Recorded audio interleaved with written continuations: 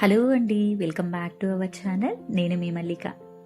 ఈరోజు మనం నోట్లో వెన్నలా కరిగిపోయి సాఫ్ట్ మైసూర్ పాకుని మన ఇంట్లోనే చాలా సింపుల్గా ఏ విధంగా ప్రిపేర్ చేయాలో చూద్దామండి. ఇంత ఈజీగా మైసూర్ పాక్ చేసుకోవచ్చు అని తెలిస్తే బయట ఎవరు కొనరండి. మైసూర్ పాక్ అంటే చాలా మంది కష్టం అనుకుంటారండి, కానీ ఈ ప్రాసెస్లో ఒక్కసారి చేయండి, చాలా ఈజీగా చేసుకోవచ్చు. ఇక లేట్ చేయకుండా ఈ టేస్టీ రెసిపీని ఏ విధంగా ప్రిపేర్ చేయాలో చూసేద్దాం పదండి.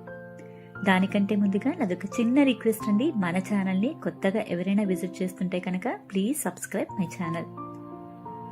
ముందుగా ఈ విధంగా ఒక బౌల్ తీసుకోండి. మీ దగ్గర ఇలా బౌల్ లేకపోతే కనుక లోతు ఎక్కువగా ఉండే స్టీల్ గిన్నె అయినా తీసుకోవచ్చండి. దాంట్లో కొంచెం నెయ్యి వేసుకొని ఈ నెయ్యి మొత్తం కూడా ఈ బౌల్కి బాగా పట్టేలాగా అప్లై చేసుకోండి.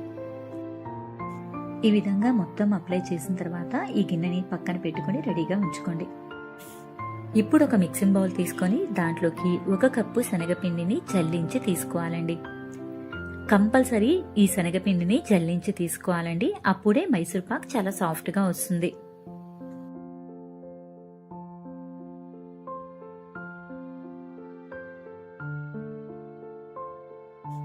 ఈ విధంగా జల్లించిన తర్వాత ఇందులోకి 1 కప్పు ఫ్లేవర్లెస్ ఆయిల్ వేసుకోండి.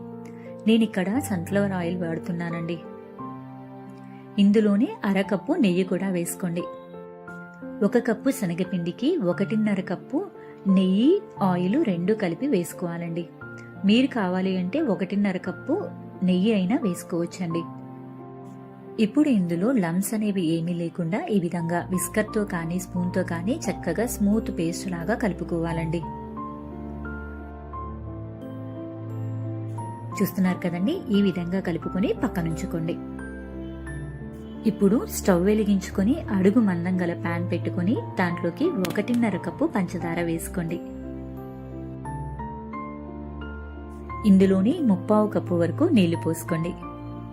ఇప్పుడు స్టవ్ ని మీడియం ఫ్లేమ్ లో పెట్టుకుని ఈ విధంగా కలుపుకుంటూ ఉడికించుకోవాలండి పంచదారని.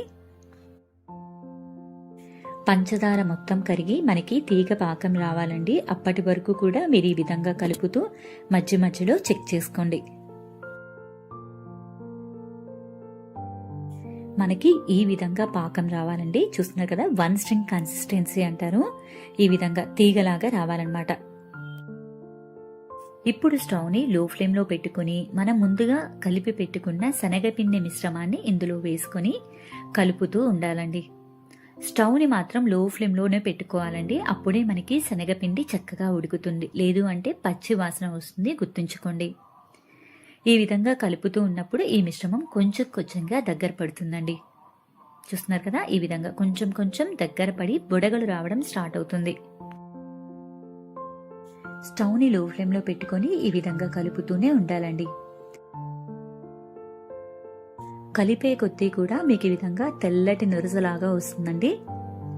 మరి కొంచెం సేపు కలుపుకొని లైట్ గా ప్యాన్ నుంచి సపరేట్ అవుతుంది అంటే సరిపోతుందండి. చూస్తున్నారు కదా, మనకి ఈ విధంగా ఉంటే సరిపోతుందండి.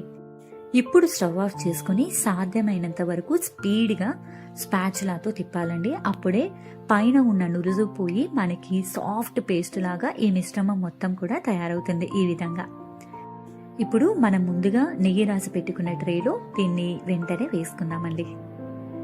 పైనుంచి స్పాచులాతో కొంచెం అడ్జస్ట్ చేసేసుకొని దీన్ని 1 గంట పాటు కొంచెం చల్లారేంత వరకు కూడా పక్కన పెట్టుకోండి.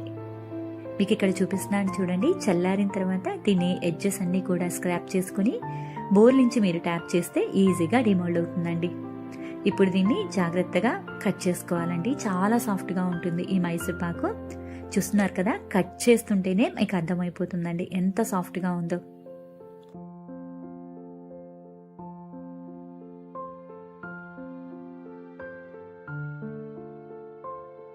నేనైతే ఇక్కడ బయట స్వీట్ షాప్లో ఏ విధంగా అయితే కట్ చేస్తారో అదే విధంగా కట్ చేస్తున్నానండి.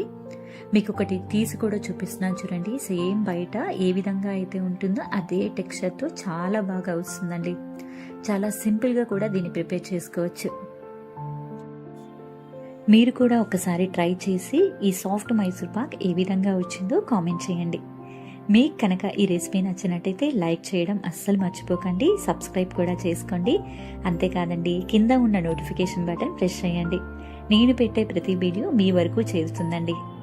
మరొక టేస్టీ అండ్ హెల్తీ రెసిపీతో మీ ముందుంటానండి. అప్పటి వరకు కూడా బాయ్ బాయ్.